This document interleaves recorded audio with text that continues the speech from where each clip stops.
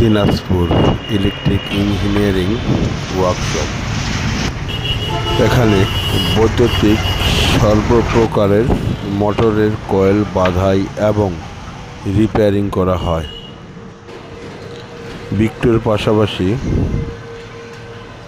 ইরিগেশনের এবং auto rice মিলের সর্বপ্রকারের মোটর বিক্রয় এবং মেরামত করা হয়।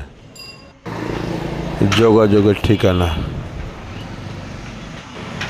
মালিপাড়া রেলঘুমটি, দিনাজপুর রোড, চুলাই পাম্পের পূর্ব পার্শ্বে, সেতাবগঞ্জ, দিনাজপুর।